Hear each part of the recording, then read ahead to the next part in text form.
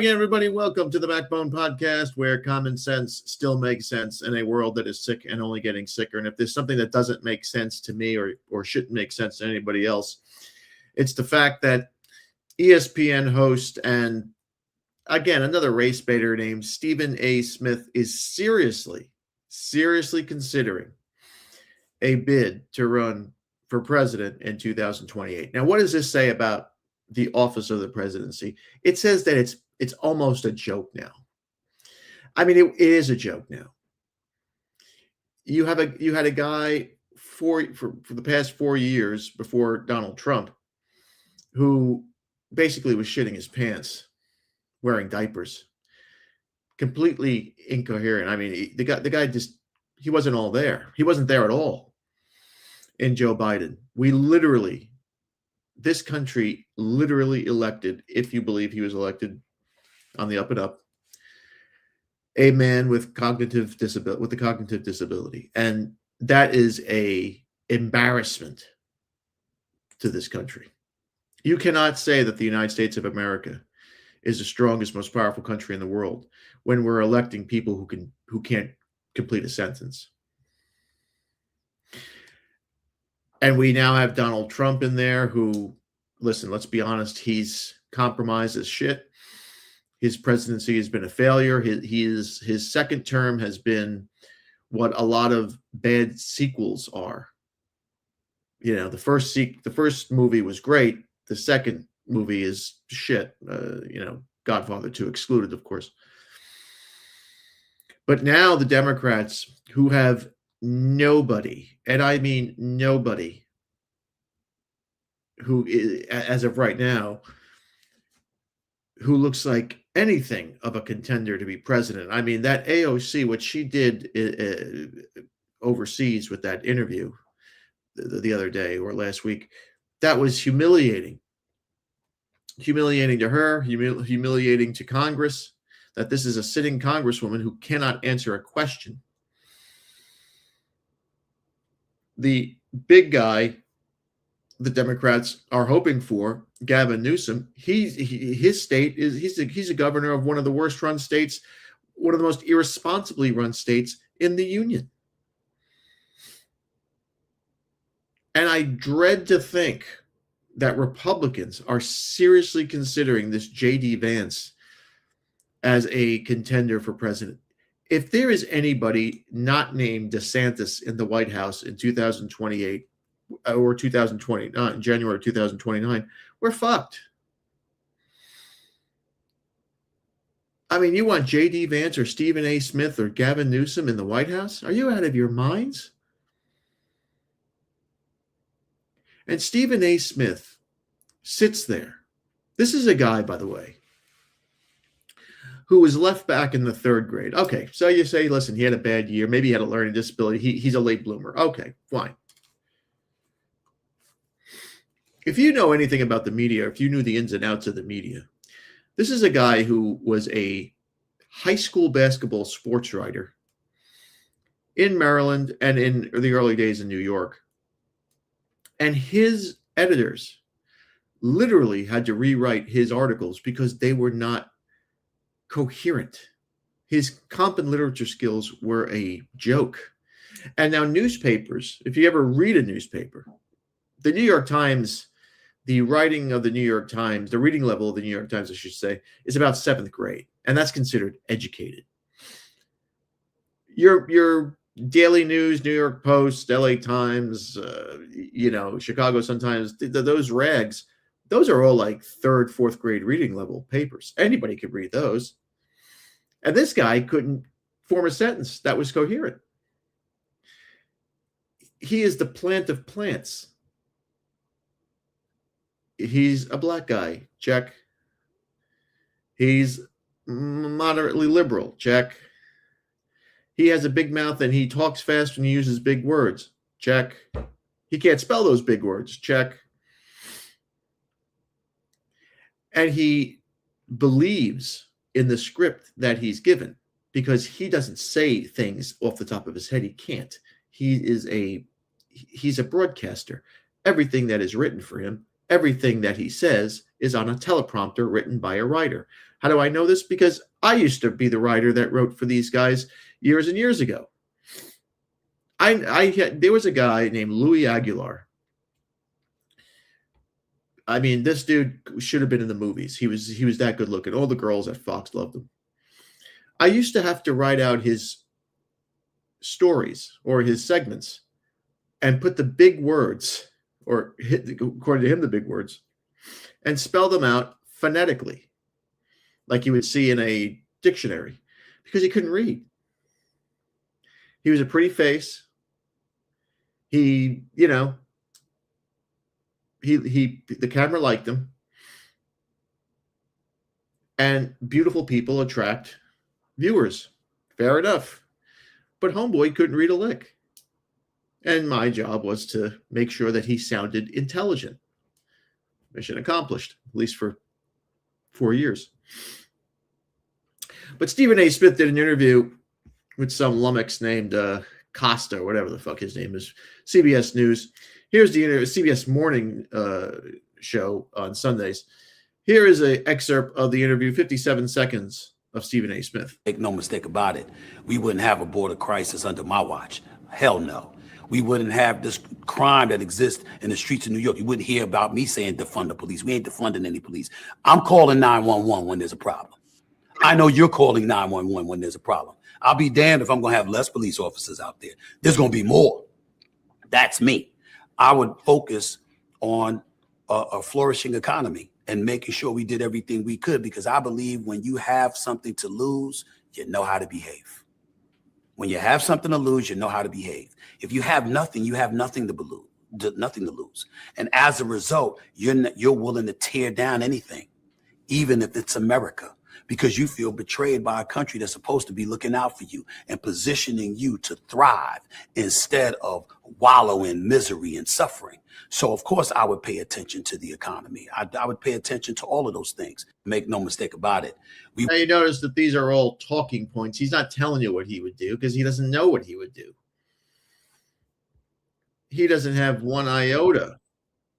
He doesn't have an iota of how to fix the economy.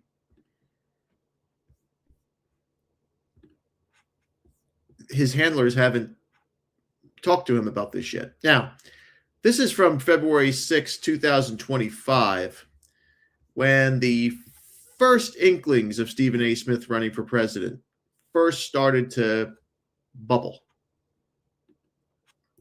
These things don't happen by accident. They put these little floaters out there. Politicians use something called polls. So they see, where you are in the polling. If you're like at 1%, they don't even bother with you. If you're hovering around 25, 30%, you got a strong chance. They'll invest in you. And those are usually the top 4 guys. Stephen A. Smith, I don't know where he is. And I can't imagine that there are people out there who would invest $1 billion, $2 billion into this guy on a presidential campaign, or, well, he has to get the Democratic nominee first.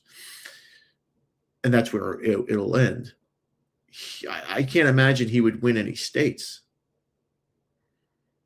This guy is Kamala Harris just with a penis. But this is him in February 2025 talking about, hey, if you want me, I'll listen. And you came to me and you said to me, as the American people, that you wanted me to be your nominee for the presidency of the United States of America. I have to confess to you, it is something I would consider. I didn't say I'd do it. I didn't say I'd want to do it. Me personally speaking, whether it's from a day and you came to me and you said, there's Stephen A. Now, this is Stephen A., of course, talking about the possibilities of facing racism. And I mean, you gotta wonder, is this all a farce? is this what we're talking about here? Is this a joke? What are they trying to prove? What are they trying to show? Here's Stephen A. on the possibility of facing racism, as if we haven't had a half black president already. We're trying to forget those days, of course. Does you worry about racism if he ran for president? No. I know it exists. I know that you can't escape it, but I do not believe it is as prevalent as some on the left would like us to believe. I do believe a vast majority of Americans judge you on the content of your individual character rather than the color of your skin. I think a lot of people in America, especially in this day and age, now more so than ever before, it's not about race. It's about the fact that they don't give a damn about it because they got their own problems. That's entirely different than believing they are superior to you and they want to hold you back from ascending. That's not what's going on to the degree that it was decades ago. What's going on now is that we have more white Americans and others suffering and worried about the state of our nation. And because they're concerned about that, that's where their worries lie. Does you worry about racism? This is where he gets into trouble. Because Democrat, liberal, progressives don't want to hear that. They don't want to hear that white people are suffering, that white people are just worried about themselves, and that racism exists, but it's not as prevalent as the Democrats want to make it. That's not a Democrat talking point. And they certainly don't want to hear a black candidate say that. That's not what they want to hear. That's not what they want you to say. His tone will change if he becomes a serious candidate, which I don't believe he will. I mean, this is all, I think it's all just a farce. I think the presidency has been so compromised by entertainment that people will just say, you know what? Why not have this guy run for president or that guy run for president? It doesn't really matter. The presidency doesn't have that type of strength or prestige anymore. Anybody can be president now.